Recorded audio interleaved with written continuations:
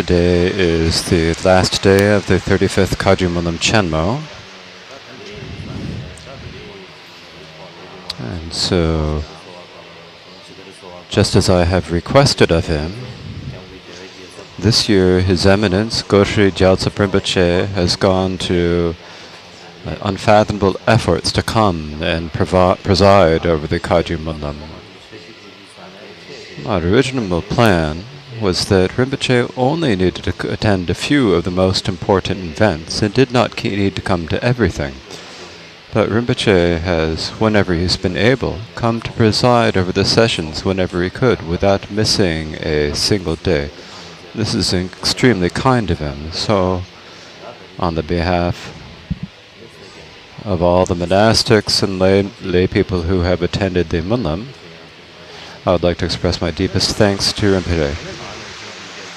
Likewise, Kyabje Mingyu Rinpoche showed us the kindness of giving meditation instructions during the pre-Monlam teachings. And then, since then, during the time of the Kagyu Monlam, Rinpoche has also put in a lot of effort to come to many of the different events, both large and small. So I'd like to ask once again and thank Rinpoche on behalf of everyone. This year, even though I was not there, everyone in the Monlam organizing committee has taken upon their responsibilities for their individual teams and cooperated, working together just the same as they would if I were there. So the results that the work has produced are no different from how they would have been were I there. So I'd like to take this opportunity to give my heartfelt thanks to Lama Chudak, foremost among the Monlam workers, and all the other workers as well. Thank you very much.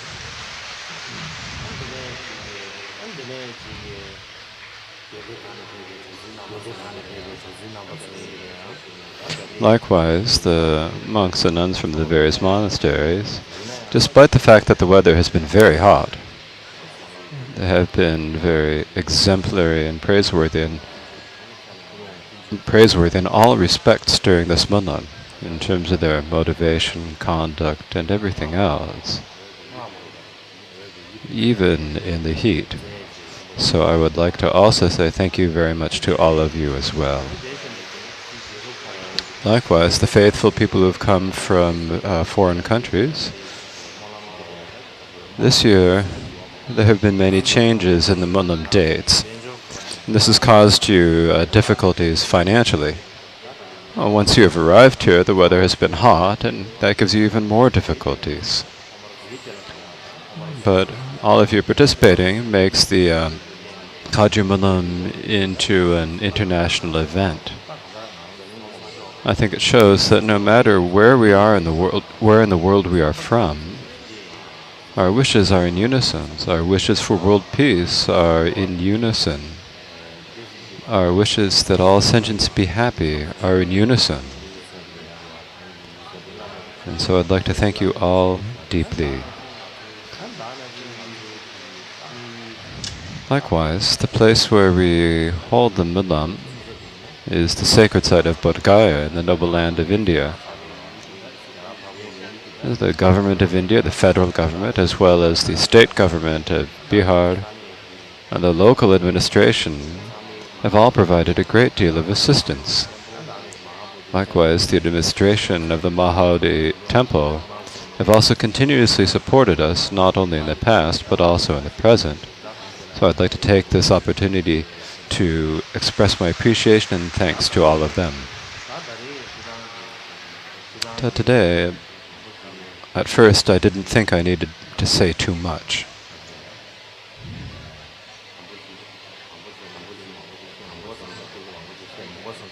But now,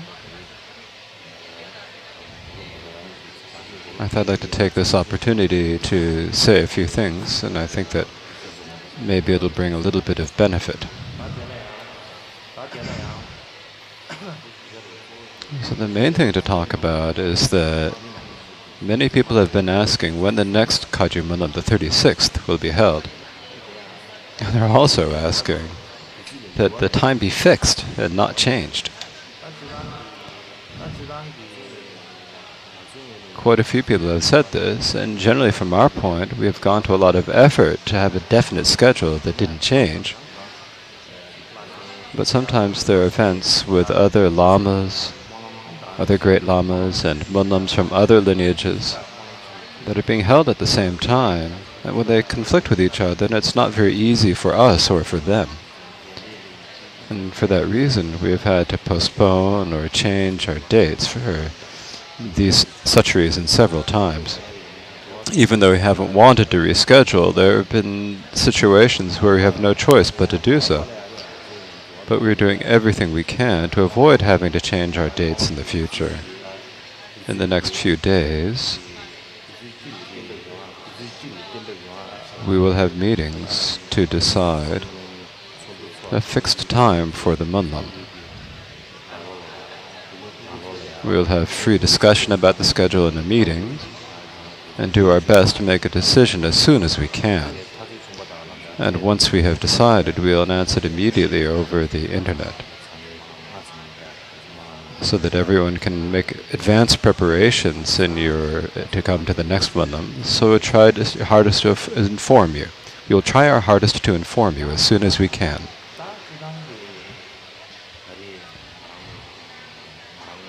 This year, I did not really have the opportunity to attend the Monlam in person. However, as I've already said, the Monlam has been excellent and well organized, no different than if I were there. The way I think about it, I was recognized as the Karmapa at the age of 7, and then at the age of 14, I was separated from Tibet and came to the noble land of India. Thinking about how it was when I went from being like a little boy who didn't really understand what a Karmapa is, to being brought and put on the Karmapa's throne, and gradually having to take the responsibilities that entails. From my perspective,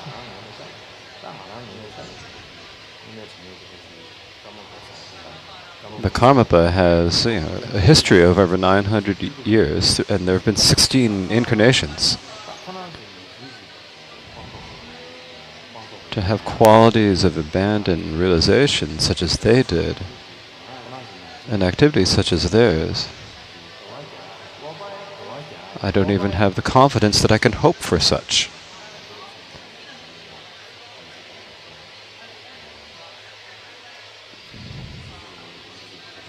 And I don't, for myself, really believe that it will ever happen.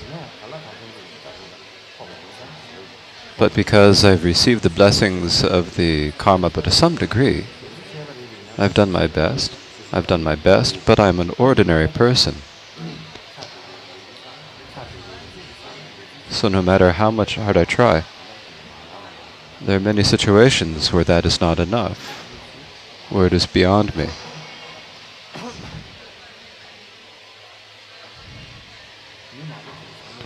Many people think to themselves that being the Karmapa, is like some incredible thing. But for me, that hasn't happened. Even if I am the Karmapa, the situation is I still really need to try hard. Gyalwa Kunsapa said, even the rebirth or reincarnation of a Lama or a Tulku should spend 12 years of purification practicing meditation to purify the remaining obstacles. It is necessary to practice meditation and accomplishment and retreat. So if one is in Tulku or reincarnation of a great Lama, you have to put in such efforts. For me, I don't have any reasons or any basis to say that I'm the reincarnation of any great Lama.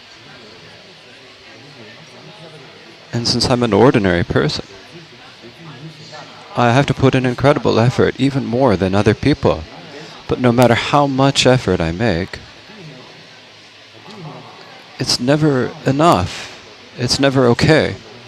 It never really reaches a level where it's sufficient. And for one side, this is because people have such high, limitless hopes in me. On my own part, I do my absolute best to try to lift up to them.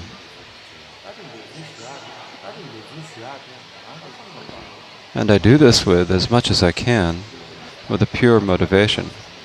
When I was little, a lot of people came to give me advice. They'd say, you have to be really careful.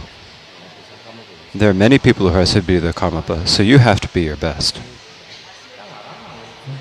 So many people said this, but for my own part, I never had the motivation that I should compete with everyone else who is said to be the Karmapa, and therefore be careful.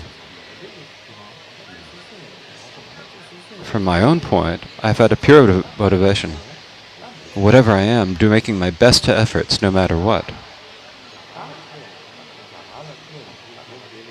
Even when I was studying in Tibet, in terms of my education,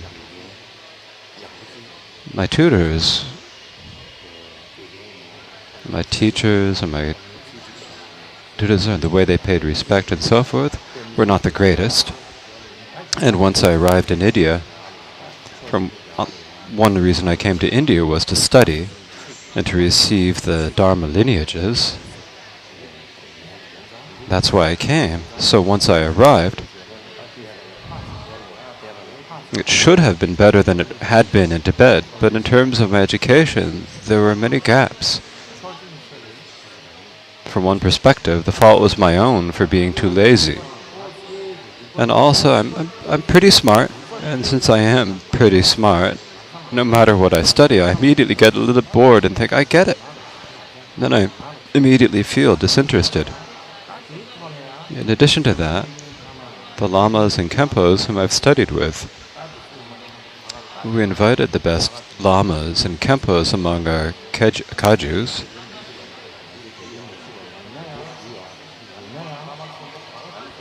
But the best lamas and khenpos have their own monasteries, their own dharma centers that they have to maintain and take care of. They have activity. And so they could not spend all of their time with me. So for these reasons, sometimes I would have classes, sometimes I would not, and this happened frequently. In the past, I had the thought if I went to a Gelugpa monastery, matriculated, so to speak, and followed their curriculum, I would have become a good scholar. But later, when I thought about it, if I'd gone to a Gelugpa monastery and gone through the studies, on the one side there would have been nothing wrong with it. But on the other, since I have the title Karmapa, if the Karmapa were to go to a Gelugpa monastery to study, if people were to say that, then in the future,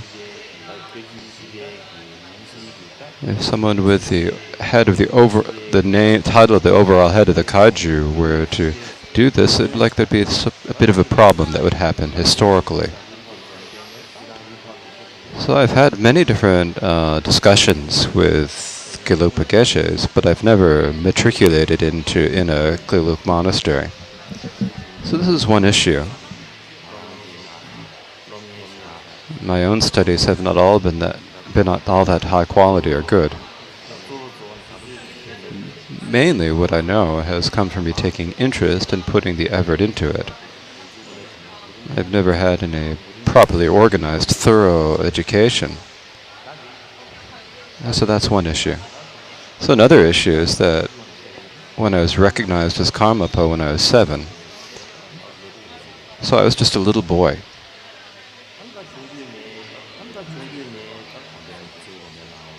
From the time I was little, I grew up in Tsurpu Monastery. And when I was little, all the people around me were adults. So I had to do whatever they told me to. And I couldn't say what I needed to do. At first, of course, I didn't know what I needed to do. And in addition to that, other than listen to them, I never had any freedom to say what I should do or should not do. Actually, when I was little, I did have a lot of hard times. For example, in terms of power, it was the Changzi who had all the power. And when people would come to give me gifts, they first of all had to take the Changzi.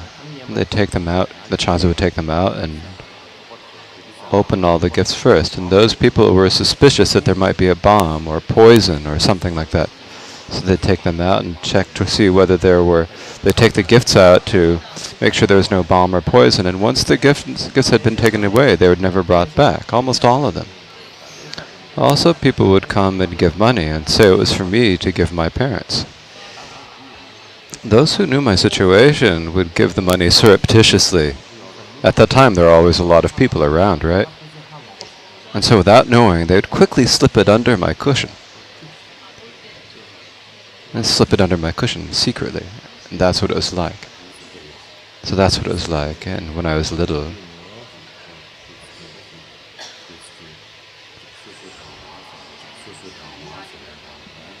I never really felt that I had any freedom of my own.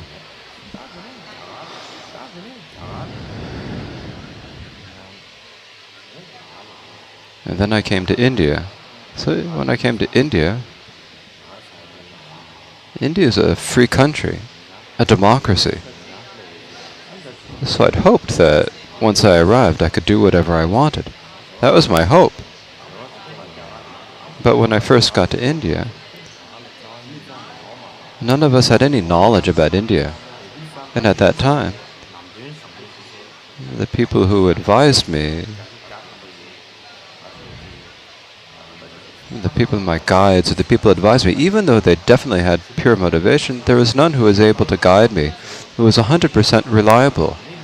They didn't know how things were done, so I had no one to guide me. And so when we first began discussions with the Indian government, there was disharmony, disagreement in the discussion, and this probably caused some suspicions. In any case, I've spent 18 years in India. And during this time, I have had continually difficulties and hassles, as you all know. They said I was sent by the Chinese, or that I was a Chinese spy. Many things have happened. But even though many things have happened, I've done what I could. And the reason I stayed up until now is because I feel like I must not give up on the teachings, the Kagyu teachings. Likewise, I've thought to myself that this is for the benefit of Tibet, and of the benefit of all sentient beings, and thinking in this way I have stayed.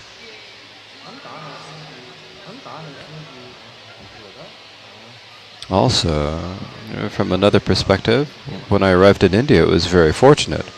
I had the fortune to meet His Holiness the Dalai Lama and hear his teachings. I had many opportunities to receive profound Dharma teachings from Chamgon Tai, Sudra Rinpoche, and Goshe Gyatso Rinpoche.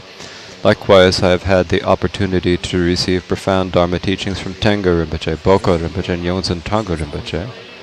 And I feel that all of this has been very, very fortunate. But either where I live is at Yuta Monastery, and the Heartsons, they live elsewhere. Sudra Rinpoche lives in Sherabding, Gyatso Rinpoche lives in Sikkim. There's never been a place for all to spend an extended period of time at the same place. It's like we've all been scattered. When I read the lives of the previous Karmapas, the Karmapas and their Heartstones all stayed together. Whenever they went, they were together, whether it was by teaching Dharma or whether by taking care of each other.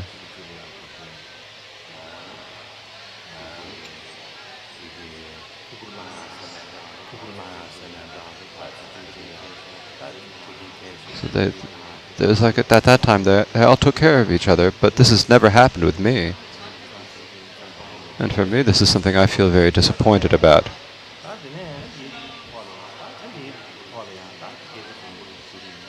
Then, to speak bluntly, After the 16th Karmapa passed away, we had a great rift in our Kamsan lineage. I don't need to say anything anymore about the old situations. But because of this, we have had some disagreements among the Ladrangs. Many things have happened since I arrived in India.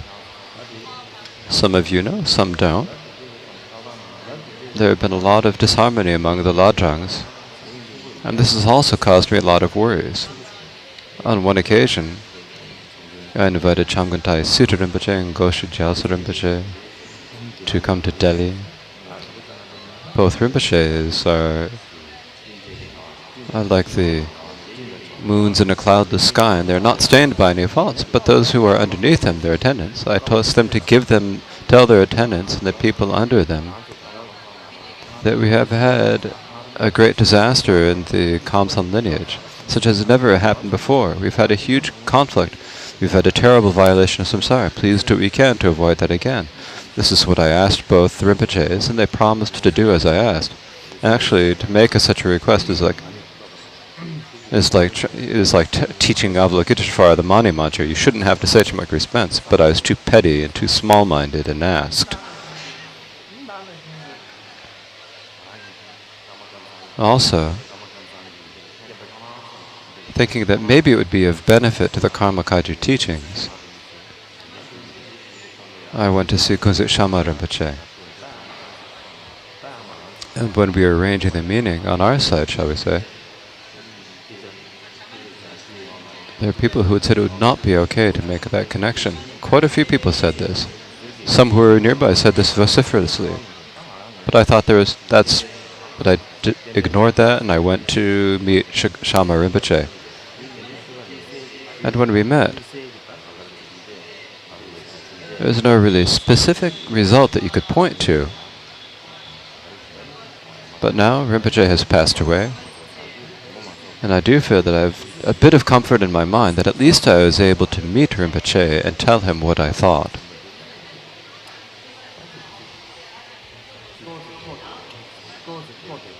So that gives me a little bit of comfort. In general, we all know how important the Shama Rinpoche has been in the history of the Karma Kagyu. But in the last few years, in the last couple decades, so many events have occurred that many people say we should not recite long life prayers for Shama Rinpoche, and that we should remove the Shama Rinpoches from our lineage supplications. But I think that is really not seeing the important points. Because Shama Rinpoche is not just the recent 14th Shama Mipam Chukilodra. The Shama Rinpoches are part of the ultimate lineage of our Karma Kansan, a lineage from Tondan Rabbe Senge to the present. It is not the name of a single person, it's not a single person.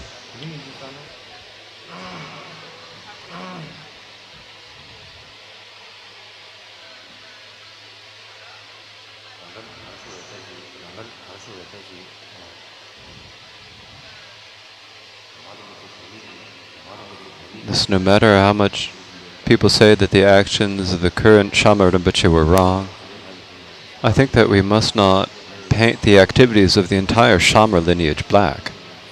For this reason, I think that we must have a positive way of thinking about Shama Rinpoche. I think we need to think about Buddhism in general and the lineage in the future. Now, Shama Rinpoche has passed away, and it is extremely important that there be no problems regarding his reincarnation. If we have another situation where we say there are two different reincarnations, it'll harm the Kamsang teachers in general, and in the future the Kamsang will split into two factions, looking at each other as enemies. And that would not be good in any way at all. In the depths of my heart, I think we can have reconciliation. And I'm doing a few things to bring that about. But it is not something that for one person to do. It's crucial that we remember that both sides need to be open. If we continue to always say bad things about each other, and criticize each other, if we continue to do that, I do not think it will turn out well.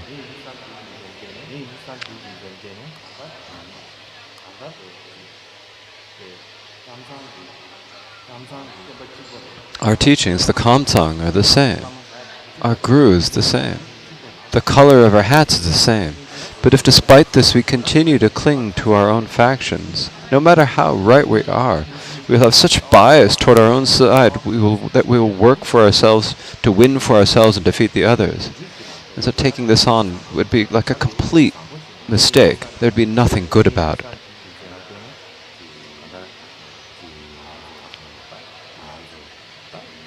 So we often say that there's the Shamar side and that there's a Situ side that's on one side or the other. Actually, we aren't on the Situ Rinpoche side. We aren't on the Shamar Rinpoche side. We are all on the Karma Kagyu side. Otherwise, if we're filled with our own afflictions, the three poisons, we engage in partisanship and jealousy, and at the same time say, and while we still do that, we say, and if at that point we say, I'm in Vajradhara's side, there's no benefit to that at all. So these people will say, I'm pure and he's pure. He's a pure Kajupa. But they're not pure.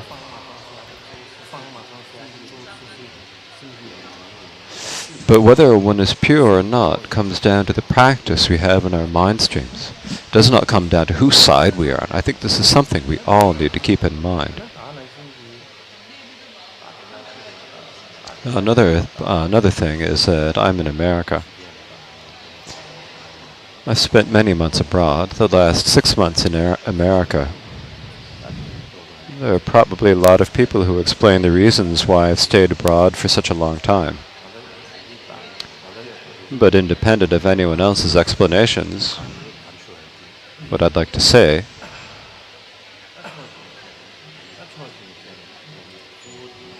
is that the main reason I am staying abroad is that when I had a medical exam in Germany, they told me that I had a medical problem.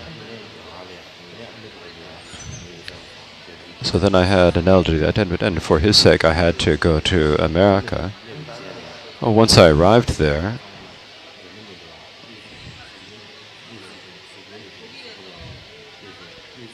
I had to follow up on the medical problem they had told me of in Germany. And so that is the reason.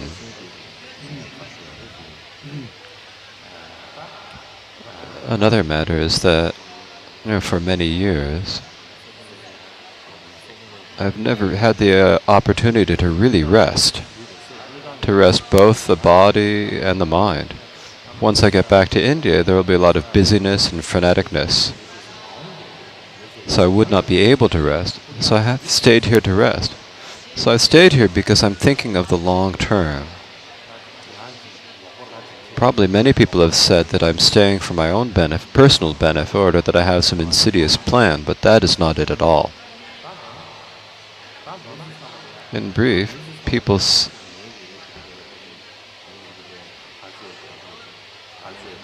think that I'm decisive and that whatever I'm doing, they say, he's the Karmapa. So of course it's so. They take it as definitely the case. But for me, it's not like that. No matter what decision I make or what action I do, there's a lot I have to give up.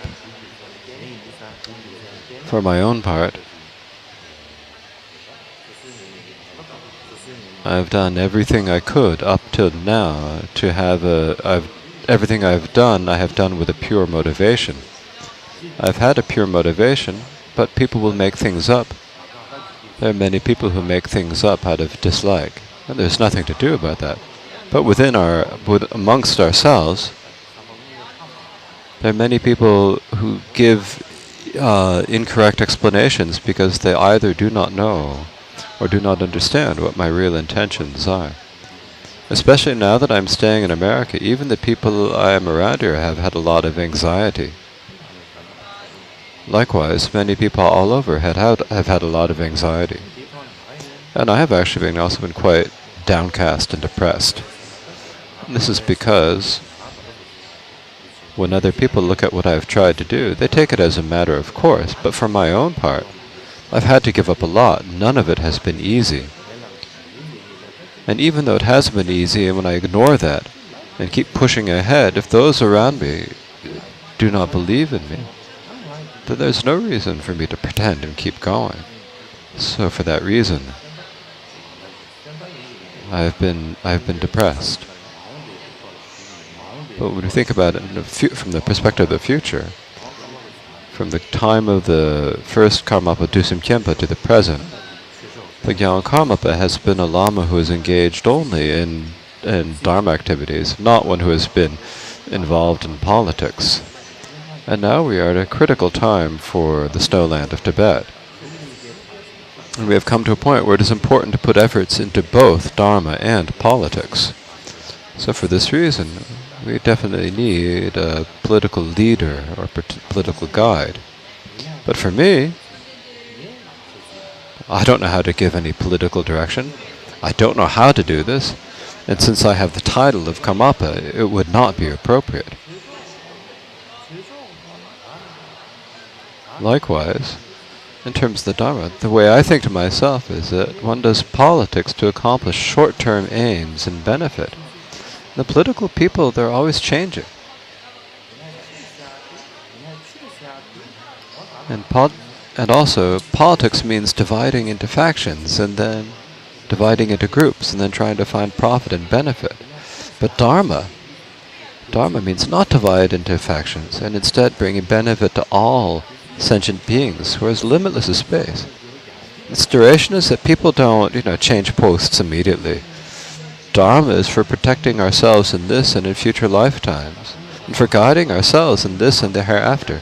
So the way the Dharma and politics work is completely different.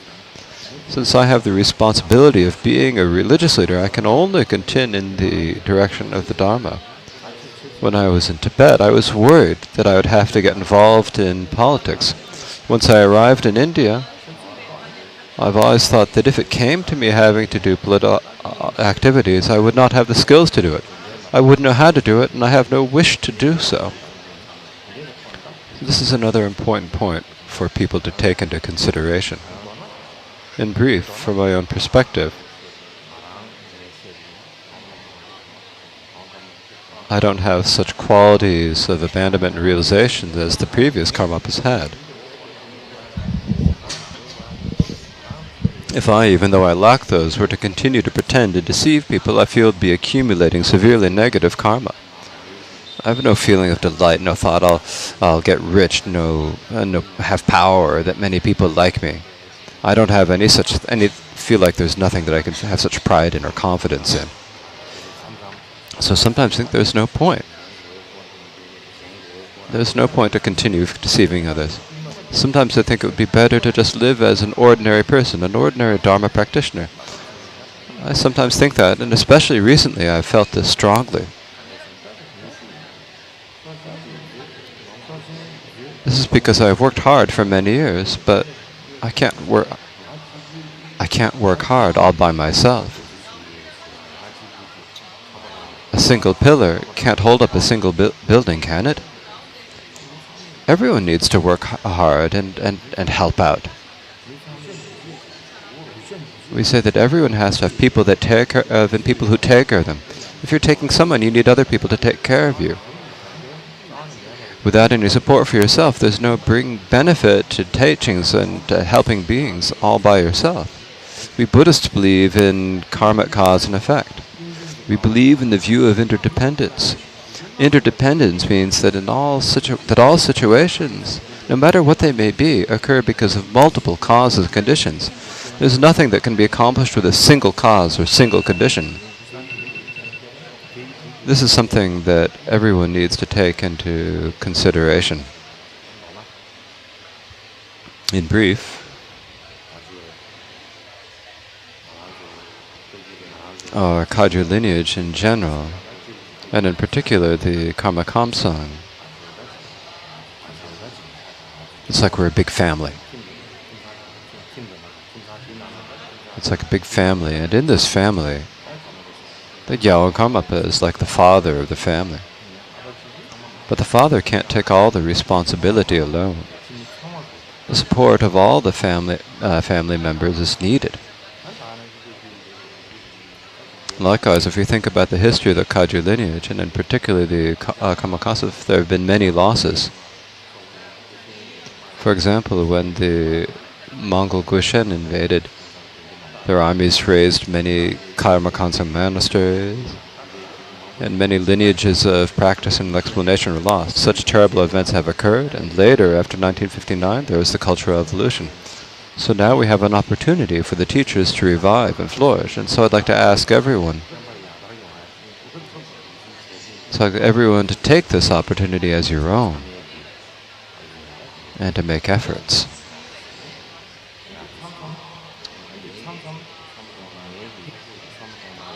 Sometimes people don't seem to understand how I think. They seem to be unable to understand my perspective. It's quite possible this will happen, but the way I think the most important thing is that I'm not saying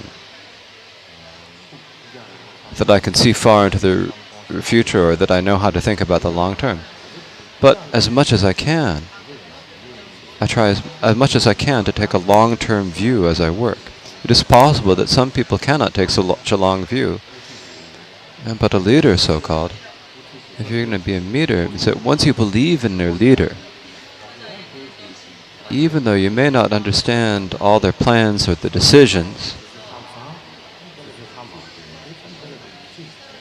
it is important to believe in them and support them. But I'm not saying you must support me. I'm not asking for you to understand me. I'm not asking you to understand me. Instead, I'm saying that this is a general thing. No matter who the leader may be in the future, people need to keep this in mind. So I leave it here today. I've spoken about several different issues, and if I've made any mistakes, or if I've said anything inappropriate, I beg your pardon. So now, whatever merit has been gathered during this Kagyu Monlam Chenmo, please dedicate for His Eminence Gosher Gyaltsen Rinpoche to live long, and for his wishes to be accomplished spontaneously, to be able to soon set foot in Tibet and turn the vast and profound wheel of Dharma. Likewise for the masters of all lineages to live long, for the Sangha of the 10 directions to be harmonious and to have pure discipline, and so forth, as described in the great aspiration which is next. So please everyone make such aspirations and dedications.